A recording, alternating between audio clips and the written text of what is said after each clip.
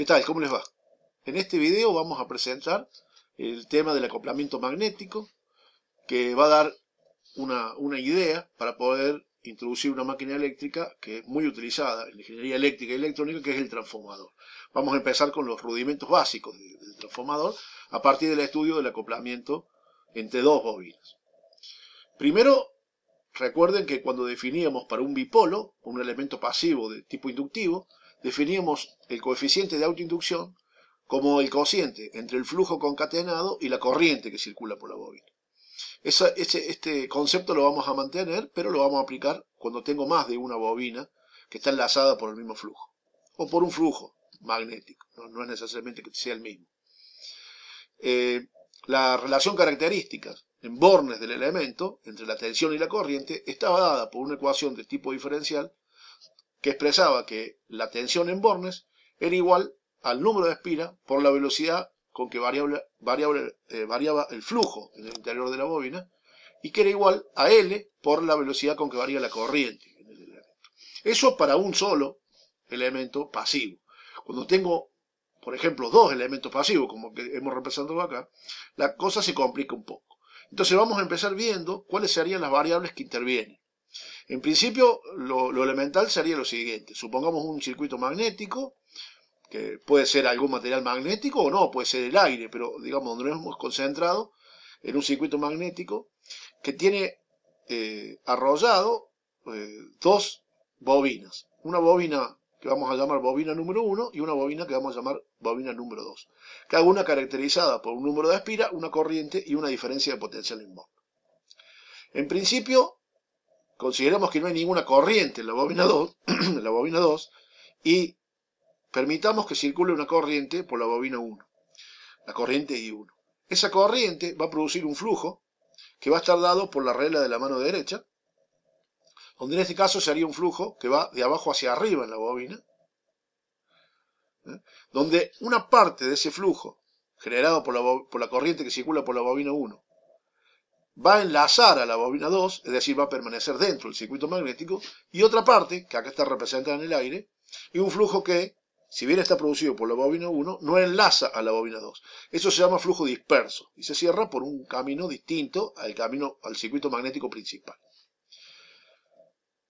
Si ese flujo que está generando la corriente en la bobina 1 varía con el tiempo, va a producir dos efectos. Un efecto es sobre la propia bobina. Vamos a tener una bobina que va a estar inmersa digamos, o que en el interior de ella va a existir un flujo variable con el tiempo. Y por lo tanto, sobre esa bobina se va a inducir una tensión. Esa tensión que se induce en la bobina es lo que nosotros conocemos como tensión de autoinducción. Es la inductancia que venimos trabajando hasta ahora. Pero como el flujo magnético variable también lo está viendo la bobina que tengo, que llamamos bobina 2, y que forma parte también del circuito magnético, sobre la bobina 2 se va a inducir una tensión también, o una fuerza electromotriz, que va a depender de la cantidad de espiras de la bobina 2 y de la velocidad de variación del flujo magnético. Este acoplamiento, que es de tipo magnético, porque no hay un contacto eléctrico entre las dos bobinas, va a permitir que yo pueda tener en la bobina número 2 una carga o pueda alimentar una carga, transformando este sistemita simple en lo que sería un transformador, que más adelante lo vamos a ver. Aunque hay otras posibilidades de unir bobinas. Digamos que el acoplamiento magnético va a aparecer cada vez que tenga un flujo variable en el tiempo que enlaza una, o sea, en realidad, para que haya acoplamiento, dos o más bobinas. Bien, acá hay toda una serie de flujos para analizar, pero para entender los flujos vamos a dar la clave de lectura, que sería lo siguiente. Por ejemplo, el flujo 2,1 se va a leer de la siguiente manera. El flujo 2,1 sería el flujo en la bobina 2, o que enlaza la bobina 2, si quieren ser más correctos con la terminología, sería el flujo enlazado por la bobina 2, pero producido por la bobina 1. Es decir, el primer dígito va a indicar la bobina receptora del efecto, mientras que el segundo dígito va a indicar la bobina en la cual se produce el flujo, o sea, dónde está la producción del flujo. Con ese criterio, entonces, podemos analizar los flujos en este circuito magnético. O sea, pausen el video y véanlo. Por ejemplo, acá tendríamos el flujo 2,1, sería el flujo que va a enlazar a la bobina 2 y que está producido por la bobina 1. Mientras que el flujo 1,2 es el flujo que va a enlazar a la bobina 1, pero que está producido por la bobina 2. Acá hemos supuesto dos corrientes que son entrantes y por lo tanto estamos suponiendo que esto puede tener algún tipo de fuente que lo alimenta. Nosotros solamente nos hemos concentrado en la bobina y en el circuito magnético y no cómo se producen las corrientes. Pero bueno, lo vamos a ir analizando porque es importante la circulación de las corrientes para definir la polaridad de las tensiones, que siempre están dadas por la ley de Lenz, ¿no? O de Faraday-Lenz. Bien, entonces, por ejemplo, sobre la bobina 1 voy a tener un flujo que va a ser la suma de dos flujos. El flujo producido por la bobina 1, pero solamente enlazado por la bobina 1, y además hay que sumarle la contribución del flujo que proviene de la corriente que circula por la bobina 2. Esto sería lo que está indicado ahí. Lo mismo para la bobina 2. Recordando la expresión, para calcular la diferencia de potencial en Bornes de la bobina, recuerden que acá no va el signo menos porque ya estamos tomando el elemento de acuerdo a la convención pasiva de los signos. Es decir, que la corriente en el elemento va de más a menos, tal cual como vimos en la inductancia. Entonces, la tensión inducida va a ser igual a N1 por la velocidad con que varía el flujo 1, que lo podemos escribir como N1 por la velocidad con que varía el flujo 1,1 más N1 por la velocidad con que varía el flujo 1,2. Esto está relacionado, este término, con la corriente que circula por la bobina 1 y esta está relacionada con la corriente que circula por la bobina 2. Por supuesto que lo mismo para la bobina 2. De ahí surge el acoplamiento, porque en la bobina 2 hay una parte también de la tensión que depende de la corriente que circula por la bobina 1 y otra parte que depende de la corriente que circula por la bobina 2.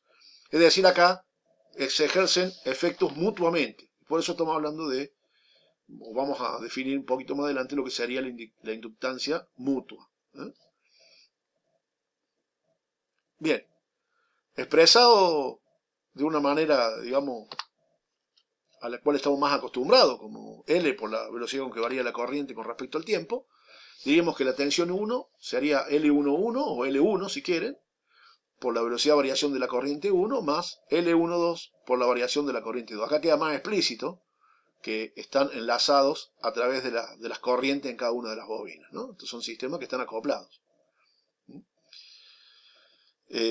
Bueno, donde hemos definido, por ejemplo, acá todas las podemos definir igual, pero por ejemplo la inductancia 1,1 o la inductancia 1 también le podríamos llamar, sería el flujo concatenado en la bobina 1 dividido la corriente que la produce a ese flujo. Para sistemas lineales, es decir, donde el elemento digamos, vinculante del circuito magnético es aire o algún otro tipo de elemento no ferromagnético, L12 y L21 son iguales. Entonces, los efectos que produce 1 sobre 2 y 2 sobre 1 son iguales y se conoce como inductancia mutua. Se representa con la letra M y es un coeficiente del mismo tipo y con la misma unidad que la autoinductancia. O sea que también se va a medir en henrios, igual que la inductancia. Entonces, la tensión 2, por ejemplo, va a tener dos componentes. Una FEM producida por autoinducción y una FEM producida por inducción mutua. Así le vamos a llamar. O sea que hay que tenerlo en cuenta. Algo muy importante es la polaridad de las tensiones. Y esa polaridad de las tensiones se va a relacionar con el sentido de circulación de los flujos a partir de una regla que se conoce como regla de los puntos. Es bastante simple la regla. Después vamos a ver vamos a hacer un caso práctico donde vamos a ver cómo se ubican los puntos en un arrollamiento. Pero la regla establecería lo siguiente. Cuando las corrientes entran las dos o salen los dos de los terminales que están marcados con un punto, los flujos se van a sumar. Que sería este caso. O sea, en este caso están entrando las dos corrientes y los flujos se están sumando. Por lo tanto, los terminales por donde entran las corrientes tendrían un punto cada uno y se dice que esos puntos tienen la misma polaridad instantánea de tensión o, otra forma de representarlo, se llaman bornes homólogos. Quiere decir que la tensión instantánea tiene la misma polaridad. Por supuesto, los otros dos bornes que quedan, sin marcar, también son homólogos entre sí. Entonces, bueno. Pero, digamos, alcanza con marcar 2 puntos nada más, uno para cada arrollamiento. Si una corriente, la regla se completa diciendo lo siguiente: si una corriente entra por un punto y la otra sale del terminal marcado por un punto, entonces los flujos se van a restar. No sé si lo tengo representado acá. A ver. Acá tendríamos un ejemplo. En este ejemplo, ojo que he cambiado la dirección del arrollamiento, pero en este caso, manteniendo la misma corriente en la parte superior como entrante, fíjense que acá, como ha cambiado la disposición del arrollamiento, fíjense que en este caso el flujo, la corriente 2 da un flujo hacia abajo, mientras que en este dibujo la corriente da un flujo hacia arriba. Y por lo tanto se opone al flujo principal. En este caso la corriente sale por el terminal y en ese terminal por donde sale la corriente le ponemos un punto. Esto está basado, esta forma de poner los puntos, los bornes homólogos, está basado en un concepto que es el concepto de corriente natural. Es decir, si en el secundario, que sería la bobina 2, que es otra forma de llamar a la bobina 2, sobre la cual se produce la tensión, si yo la dejo a circuito abierto, la polaridad es tal que si circulara corriente, la corriente que circula va a producir un flujo que se va a oponer al flujo principal que produce la tensión. En este caso, para producir un flujo en sentido contrario al principal, la corriente tendría que circular entrando por arriba y saliendo por abajo. Entonces, por donde sale por abajo, le ponemos un punto. Esa es una forma también de ubicar los bornes homólogos. O sea que, digamos, los bornes homólogos los podemos dibujar de la siguiente forma. O ponemos un punto en los terminales donde entran las dos corrientes para que los flujos se sumen, o ponemos un punto en un terminal y ponemos el otro punto en el terminal por donde tiene que salir la corriente para que el flujo se resta. Eso lo manejan ustedes como quieran. Por último, para esta primera presentación vamos a definir lo que sería el coeficiente de acoplamiento, que es simplemente la fracción del flujo producido por uno y que enlaza la otra, o sea, producida en una bobina y que enlaza la otra bobina. ¿Qué va a ser? Puede ser, por ejemplo, el flujo 2,1 dividido el flujo 1,1 o el flujo 1,2 dividido el flujo 2,2. Recuerden la nomenclatura de los subíndices, ¿no? El primer subíndice indica la bobina sobre el cual se produce el efecto, mientras que el segundo subíndice indica la bobina en donde se está produciendo el flujo que afecta a la bobina. Ese coeficiente de acoplamiento puede ser entre 0 y 1. Cuando es 0, quiere decir que no hay acoplamiento, puede ser que las bobinas sean perpendiculares entre sí, por ejemplo, o que estén demasiado lejos.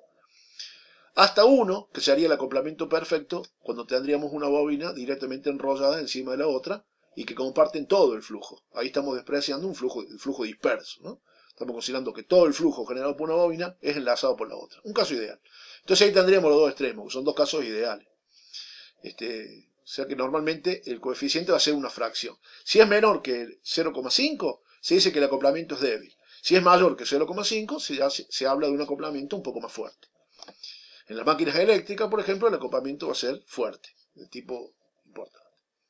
Para ver cuánto vale, hay consideraciones, se puede hacer por consideraciones energéticas, que la mayoría de los libros trae, pero yo he tomado directamente la del Administer, que me parece mucho más interesante, que es a partir de la misma definición de inductancia mutua, que la obteníamos a partir de lo que sería L12 y L21, lo que hacemos es directamente multiplicar las dos expresiones, me queda m cuadrado, y trabajándolo un poquito, poniéndolo en función de k, que sería el coeficiente de acoplamiento, y agrupándolo de manera conveniente, me queda que m es igual al coeficiente de acoplamiento por la raíz cuadrada de L1 por L2. Despejándolo me quedó esa expresión. Eso recordando esto. O sea, se los dejo para que lo miren, no es tampoco fundamental, pero mírenlo. O sea que se relacionan, digamos, el coeficiente de acoplamiento nos permite relacionar la inductancia mutua con las inductancias propias, a partir de esa expresión.